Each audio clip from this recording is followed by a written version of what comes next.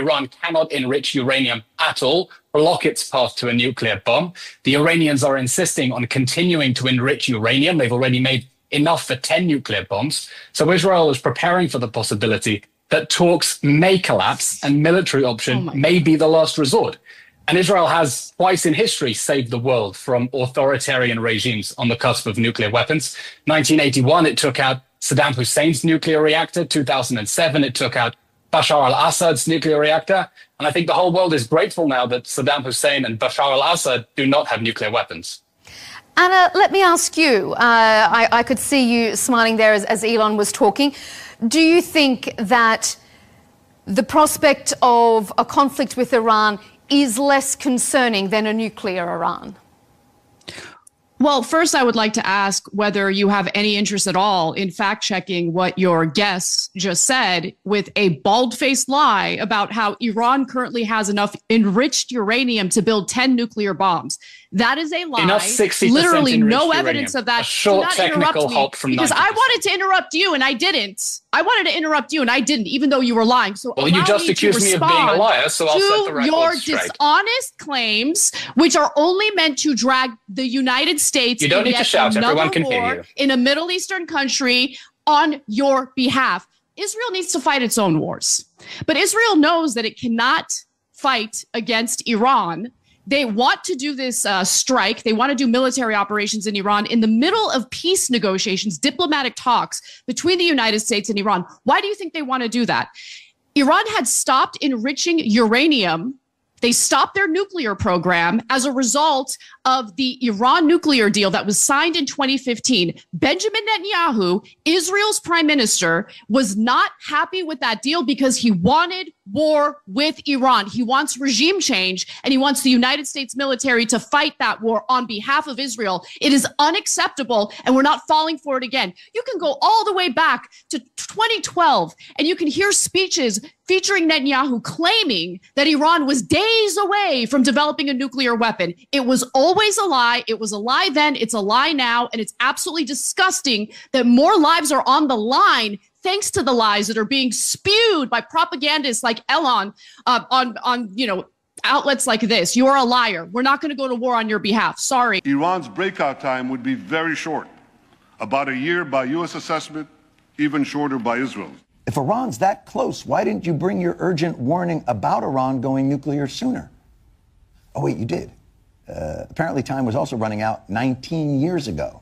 The most dangerous of these regimes is Iran. If this regime or its despotic neighbor Iraq were to acquire nuclear weapons, this could presage catastrophic consequences. Only the United States can lead this vital international effort to stop the nuclearization of terrorist states. Time is running out. We have to act. What many in our government love about Netanyahu is his conviction and his certainty. In the Middle East, Iran now dominates 4 Arab capitals: Baghdad, Damascus, Beirut, and Sana'a. We have to act. Look how Iran has expanded its power since the fall of Saddam Hussein and the destabilization of the region. I mean, what kind of an idiot wouldn't have seen that coming in 2002? Oh, shalom. If you take out Saddam's regime, I guarantee you that it will have enormous positive reverberations on the region. And the reverberations of what happens with the collapse of Saddam's regime could very well create an implosion in a neighbor regime like Iran. About 10 days after 9/11, I went through the Pentagon and I saw Secretary Rumsfeld and Deputy Secretary Wolfowitz. I went downstairs just to say hello to some of the people on the joint staff who used to work for me, and one of the generals called me and he said, "Sir, you got to come in. You got to come in and talk to me a second." I said, "Well, you're too busy." He said, "No." He says, "We've made the decision. We're going to war with Iraq." This was on or about the 20th of September. I said, "We're going to war with Iraq. Why?" He said, "I don't know." He said, "I guess they don't know what else to do." So I came back to see him a few weeks later, and by that time we were bombing in Afghanistan. I said, "Are we still going to war with Iraq?" And he said, "Oh, it's worse than that." He said, he reached over on his desk, he picked up a piece of paper, and he said, I just got this down from upstairs, meaning the Secretary of Defense's office today, and he said, This is a memo that describes how we're going to take out 7 countries in 5 years, starting with Iraq and then Syria, Lebanon, Libya, Somalia, Sudan, and finishing off Iran. This mess. Hussein and his regime have made no effort to disarm as required by the international community. Indeed, the facts and Iraq's behavior show that Saddam Hussein and his regime are concealing their efforts to produce more weapons of mass destruction. I take the threat very seriously. I take the fact that he develops weapons of mass destruction very seriously. We can't let the world's worst leaders blackmail, threaten, hold freedom-loving nations hostage with the world's worst weapons. Let me now turn to the matter of Iran's nuclear program. Iran is developing a nuclear enrichment program, which is its right as a signatory to the NPT. There is no hard evidence, however, that it is developing nuclear weapons. And indeed, the consensus view in the American intelligence community is that Iran is not now pursuing nuclear weapons. Nevertheless, the Israeli government and the lobby have done an excellent job of creating the impression in the United States and in the West more generally that Iran is developing nuclear weapons. Moreover, they have worked assiduously over the past 2 years to make the case that the only way to deal with the problem is with military force. And the sooner Iran's nuclear facilities are bombed, the better. In particular, Prime Minister Netanyahu has made it clear that he is prepared to turn the Israeli Air Force loose to strike Iran if the Obama administration would simply give him a green light. However, it's also clear that he would much rather have the more capable American military do the job for Israel. Consequently, President Obama has been under enormous pressure from Netanyahu and his friends in America to tell Tehran that if it does not shut down its nuclear enrichment capability immediately, the United States will use force to eliminate it. The Obama administration has no interest whatsoever in starting another war in the Middle East, or anywhere else for that matter. Indeed, save for Israel's hardline American supporters, there is hardly any interest in the United States in starting a war against Iran.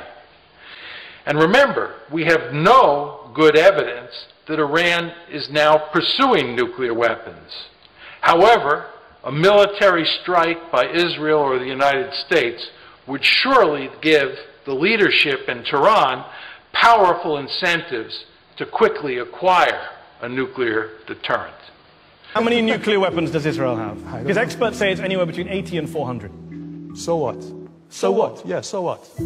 Has Israel ever threatened? Do you recognize the hypocrisy of Israel having a secret illicit nuclear weapons program that it won't open up its doors to and won't talk about, and then lecturing everyone else in the region about nuclear weapons? Absolutely not. You know why? You talk about hypocrisy. America will not be held hostage to nuclear blackmail. We will not allow American cities to be threatened with destruction. And we will not allow a regime that chants death to America to gain access to the most deadly weapons on earth. The United States will withdraw from the Iran nuclear deal. Congressional rejection of this deal leaves any U.S. administration that is absolutely committed to preventing Iran from getting a nuclear weapon with one option: another war in the Middle East. Part of the deal, Iran has been under 24-hour surveillance by the International Atomic Energy Agency. In 2015, the IAEA found no credible evidence of nuclear bomb development, and the country has been under a very tight watch ever since. But now the U.S. is pulling out of that deal, just as President Trump promised that he would.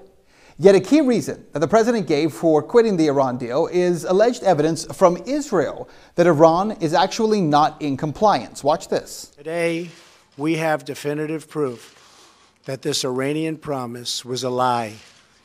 Last week, Israel published intelligence documents, long concealed by Iran, conclusively showing the Iranian regime and its history of pursuing nuclear weapons. The fact is, this was a horrible, one-sided deal that should have never, ever been made. Israeli Prime Minister Benjamin Netanyahu revealed on April 30th that Israeli spies had stolen Iranian nuclear plans. Yet, according to the New York Times, Netanyahu did not provide any evidence that Iran had violated the agreement. It's not a question of whether you'd like to see a regime change in Iran, but how to achieve it. Iran has something that Iraq doesn't have. Iran has, for example, 250,000 satellite dishes. It has internet use. I once said to the heads of the CIA when I was prime minister that if you want to advance regime change in Iran, you don't have to go through the CIA cloak and dagger stuff. What you want to do is take very large, very strong transponders and just beam Melrose Place and Beverly Hills 2050 and all that into Tehran and into Iran, because that is subversive stuff. They watch it, the young kids watch it, the young people, they want to have the same nice clothes at the same houses and swimming pools and so on. And that is something that is available in internal forces. Our goal should be regime change in Iran. The declared policy of the United States should be regime change in Iran.